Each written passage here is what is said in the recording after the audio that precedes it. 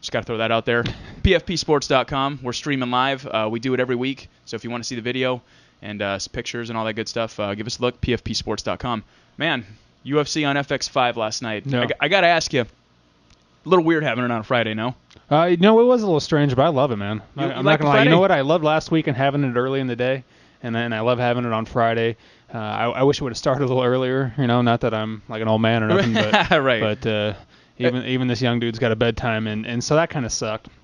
But couple surprises, good card overall. I watched the prelims, some okay fights, some pretty lame fights. Overall, I mean, nothing spectacular, but it was a good card. Yeah, I'm like I said, I've sat here for so long, and if it were up to me, I'd like to see a fight every week. I love those periods of time where you get, when you throw in Strike Force, maybe a little boxing. I mean, you're looking at 2 straight months with something to watch. Well, I love that. It's for A, it's not up to you, and B, Yeah. I think that's part of the reasons we'll get into a little bit later, where UFC is kind of struggling with some ratings, and I think I'm starting to realize that maybe all these shows is a big part of that. Yeah, no, well, first off, let me answer that and say that the list of things that I'm not in charge of is pretty long, and it's growing by the day. So yeah. Thanks for pointing that out.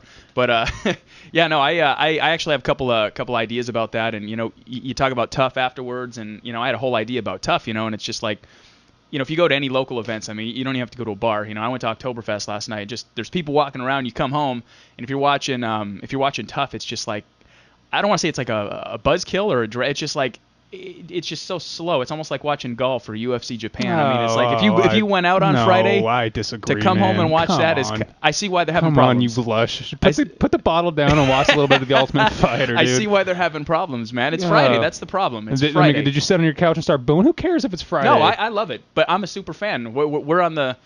We're at least big enough fans that we can talk about it every week. Yeah, we don't count. No, right. I understand the that. Regular people, I think Friday's a problem. That's just you know my what? opinion.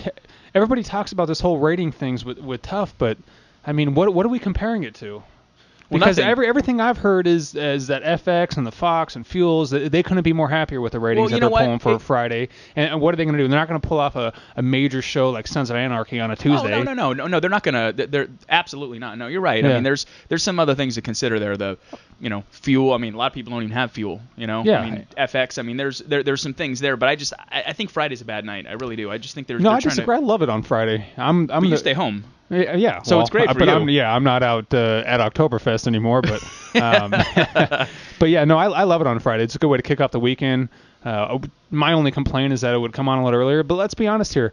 If it wasn't for the show we got to do on Saturday morning, I probably wouldn't watch it live. I don't watch anything live besides the Charger games anymore, so who really cares? Well, let's be honest. I mean, there's you can't watch those free card. I mean, as much as I love them, I mean, there's too many commercials to watch those live. It's impossible. For sure. You got to watch those at least an hour in delay. Just what was your impression of the card last night? I mean, obviously it wasn't a blockbuster, but no. The main event I actually thought forgetting about the outcome for a second, I mean, I thought the main event was actually a really good one. Give a guy like Bigfoot Silva, who came in, he bit off, I don't want to say he bit off more than he can chew in Cain Velasquez, but I don't think it's any secret that Cain was a huge favorite in that fight, and we saw why. It showed why. Yeah, we saw why. No doubt. But, we come back, we give him a second chance, a guy like Travis Brown, a guy that's up and coming. We always talk about Daniel Cormier improving leaps and bounds, from fight to fight. We don't always. I do, because it's a fact. But Travis Brown's another guy. You watch every fight, and the guy looks more lean, a little faster. I mean, that guy is a really good example of somebody that's up and coming in the heavyweight division. That was a great chance. You know what? And this is back-to-back weeks where kind of you want to look upon to next year's or the years after that. Who's going to be the next heavyweight star? And that's 2 weeks in a row that guy's gotten beat. Right. I mean, both guys undefeated and both guys got beaten. Say what you want about Travis Brown hurting his knee. I mean, he was out. He got knocked out cold. Now, do you think it was I mean, everybody's obviously pointing out the knee, but do you think that because I'm watching that and I'm conscious of the knee, but I'm also conscious of the fact that Antonio Silva had a significant reach advantage, and it's almost like he underestimated the reach. It looks like that. It was hard to tell. I mean, it was hard to tell. He landed an overhand right on the button. I was surprised going into this fight, and I'm not afraid. I was drinking the Kool-Aid. I thought Travis Brown was going to win this fight. I mean, a lot of people did. We're looking at Antonio Silva, and let's be real here. I know he was fighting Cain Velasquez, but he looked absolutely terrible in his UFC debut. Yeah. I mean, so we could sit here and talk about his resume all we want, but he looked awful. Yeah. Period.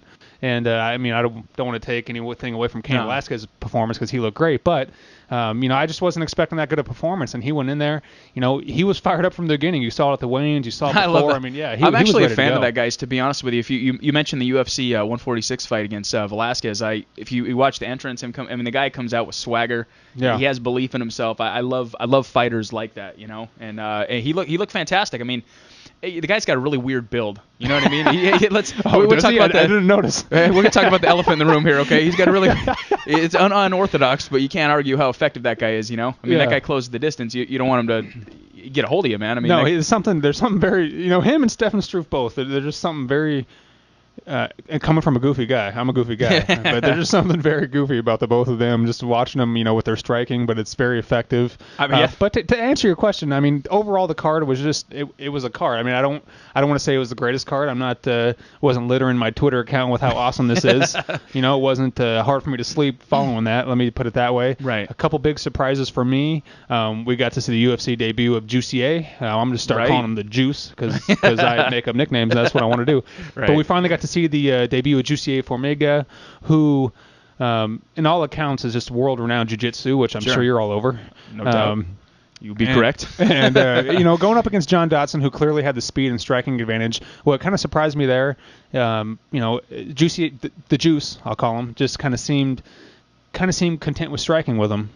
And he was able to land a couple rights, but I mean, for a guy that's so dominating on the ground, and I understand John Dotson's fast and he's hard to take down, but so that kind of surprised me. Another thing that surprised me is just the poo-poo fest that Jake Ellenberger and Jay Haran put on. Man. I thought that fight was terrible. I saw a combination Ellenberger threw in the first round. I thought, okay, here we go, but we never really saw any more of that. I was a little disappointed, to be honest. Dude, I could not believe how I mean, I've never seen a Jake Ellenberger fight where he seems so afraid to commit or start any offense whatsoever. He's got a lot on the line, let's be honest. I mean, could he really afford to take another loss? I mean, that guy he's another guy like Rick Story, man. You know what? I'd be willing to bet Dana White would have preferred an exciting loss over that. I think there's a fair amount of truth in that.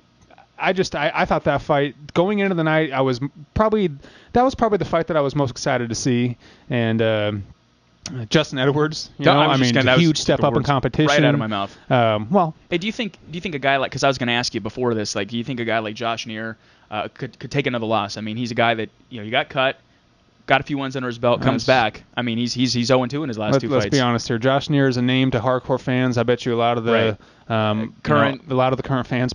Who? I mean, what is this loss number 15 for him or 12? I'm starting to lose track. So no, I don't really think this loss in Josh Neer's career, is going to affect him much. But overall, the card okay. Big story, Jeremy Stevens. You hear about him getting arrested? Yeah, I heard a little bit something. Yeah, something I was that. really bummed about that.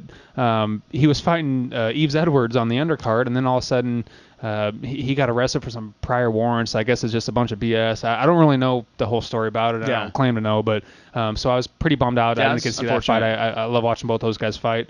Overall, the card. It was a card. I don't really know what else to say about it. Yeah, no. I mean, obviously, like the obvious question coming in here was, anything impress you, surprise you last night? I think absolutely Justin Edwards putting Josh Neer away like that. I mean, they were dry. It was a great technical guillotine. I mean, I was thinking, man, he's in a lot of trouble right here. Can he get out? And he goes to sleep. You know? I mean, a great night. Big win for Bigfoot Silva. Like I said, I'm more and more of a fan. That guy came over with a lot of steam from Strikeforce, a lot of expectations. Obviously fighting Velasquez, I thought that was a ballsy move. Make your way into the octagon, but didn't go his way. He walks away with a win last night, so good for him. Who would you like to see that guy fight next? What's next for that guy? He got a good, credible win over a very solid opponent. Do we fight somebody in the top 10 next? What about Stefan Struve?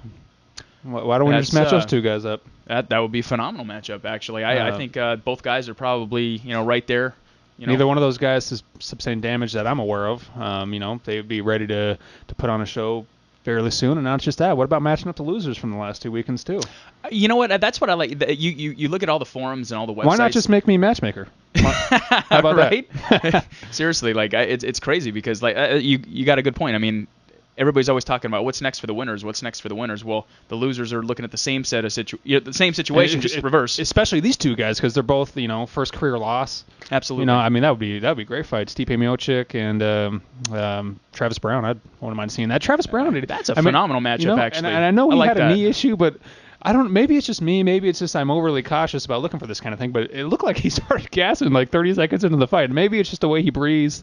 He's just trying to catch that initial breath. I don't know. But I'm like, Jesus, man, not again, dude. I mean, that's his one Achilles heel, and it always has been. Yeah. Is that he gasses, and I'm like, so I'm waiting for that. But yeah, no, it's it's brutal, man. Yeah. Hey, I want to ask you real quick. We talk about tough opening up the segment. I read a little blurb. Obviously, we got 2 minutes. Is that what we're working? Beautiful. WWE, they're slamming tough. I mean, it's like they finally got an opportunity here. We're not taking into consideration the day of the night it's on, the type of the built-in audience, the station, blah blah blah. Vince McMahon, apparently they're doing, I want to say, roughly 3 times the ratings that Tough is on their SmackDown show, and they're the first ones to point out and say, UFC, here you go. They're one of the people that love throwing dirt on the UFC. Meanwhile, I'm like, we're talking about apples and oranges here. We 100% are, and you know what that we know what that says to me is that Vince McMahon knows he's got some serious competition, some unscripted, not fake competition, right? Lighting a fire underneath him, and to me that's what. How can you even compare the two? WWE's been around forever, not to mention, I mean, I would say 10 out of 10 kids from the ages of 5 to 15 watch that. I mean, I watched that up until I was 21, and I'm not afraid to admit it. Yeah. You know what I'm saying? Well, you just did. Well, I don't care, dude. I mean, I've watched it, and now I turn it on, and I'm just like, oh my. If you've been watching MMA, and like I said, teach their own, their showmanship, blah blah blah blah.